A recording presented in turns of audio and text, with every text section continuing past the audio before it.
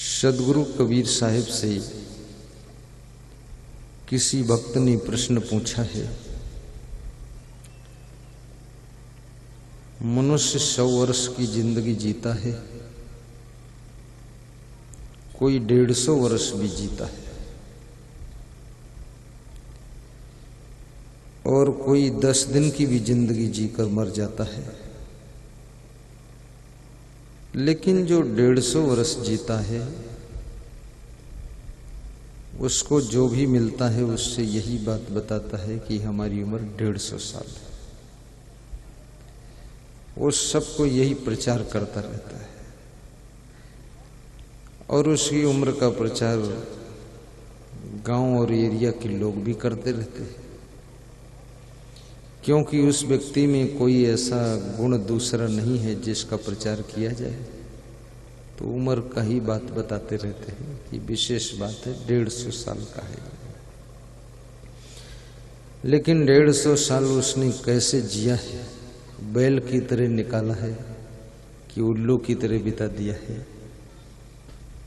कि उलझ उलझ करके रो धो कर बिताया है? लंबी जिंदगी का कोई महत्व नहीं। लंबी जिंदगी का मतलब लंबे समय तक तुमने नरक ढोया है।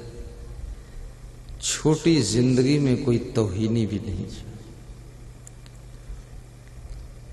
आपका घर बहुत बड़ा है, इसका भी महत्व नहीं है, लेकिन घर आपका कितना प्रयोग में आ रहा है और आपका घर कितना साफ सुथरा है, आपके घर की सेटिंग कैसी है, इस बात का ज्यादा महत्व। आप बहुत बुद्धिमान हैं। बुद्धिमानी का महत्व खाली बुद्धिमान होने से नहीं, आपने अपनी बुद्धिमानी का प्रयोग कितना किया है। बुद्धिमान उसे कहते हैं जो विषम परिस्थितियों में भी सफलता का रास्ता ढूंढ लेता है। बुद्धिमान उसे कहते हैं जिसे घर के लोग भी टांग पकड़कर खींचते रहते हैं फिर भी आगे निकल जाता है। बुद्धिमान उसे कहते हैं जिसको आसपास के लोग दारू पीना सिखाना चाहते हैं फिर भी वो सीखता नहीं है और व्यसन मुक्त रह करके उन्नति करता है। बुद्धिमान उसे कहते हैं जो कुसंगत में न बैठकर सत्संग में जा करके अपनी बुद्धि के ऊपर और धार रखता है, तेज करता है उसको। बुद्धिमान उसे कहते हैं जो व्यक्ति 4 गालियों को सह करके और फ्यूचर के वाइब्रेशन से बचता है। बुद्धिमान वह है जो आलस्य को छोड़ करके मेहनत करता है। बुद्धिमान वह है जो धन कमाकर धन का सदुपयोग करता है। बुद्धिमान वह नहीं है जो धन कमाकर जुआ खेलता है, दारू पीता है। बुद्धिमान वह नहीं है जो अपनी पत्नी से झगड़ा रोज करता है। बुद्धिमान वह नहीं है जो घर में गंदगी फैलाता है। बुद्धिमान वह नहीं है जो दुनिया में अपयश को प्राप्त करता है। बुद्धिमान वह है जिसके यश और कीर्ति की किरणें पूरे संसार में फैल जाती हैं, वह व्यक्ति बुद्धिमान होता है। कितने लोग कहते हैं कि हम बुद्धिमान तो बहुत थे लेकिन हमारे पिताजी हमारी बुद्धि प्रयोग कर नहीं पाएंगे।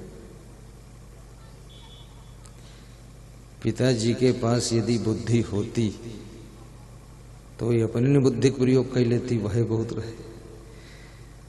न पिता के पास बुद्धि है न तुम्हारे पास बुद्धि। बुद्धिमान की बुद्धि प्रयोग ये बुद्धू पिता कैसे करेगा?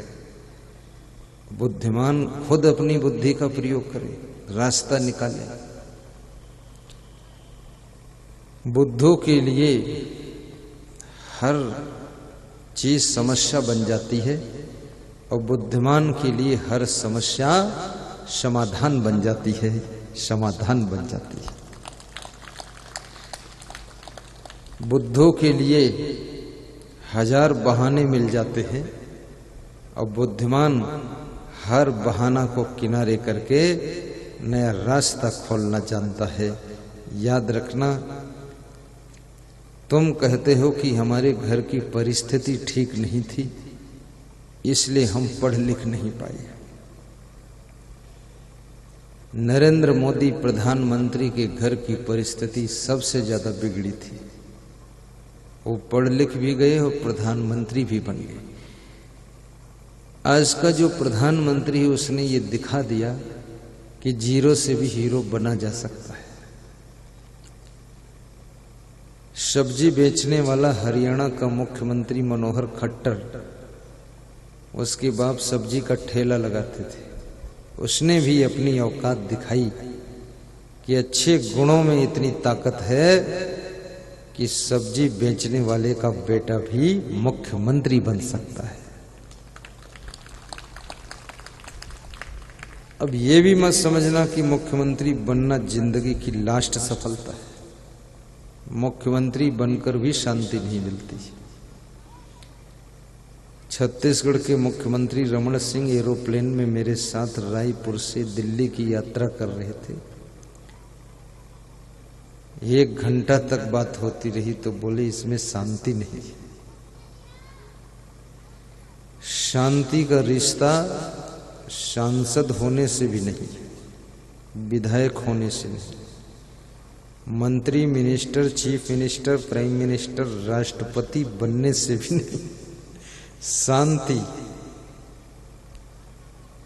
तुम जहां हो वहीं जब समझदारी आ जाती है, विवेक आता है, विचार करने की शक्ति पैदा होती है, तो शांति का जन्म होता है। जो गम नहीं खा सकता वो कभी शांत नहीं रह सकता। जो क्रोध को कम नहीं कर सकता वो कभी सुख नहीं पा सकता। जिसका लालच खत्म नहीं हो सकता वो पाप करना छोड़ भी नहीं सकता। जो काम वासना को जीत नहीं सकता है वो बेविचार से दूर हो भी नहीं सकता है। ईश्वर भी उसे कंट्रोल करना। जो अभिमान छोड़ नहीं सकता है वो किसी को नमस्कार कर भी नहीं सकता है।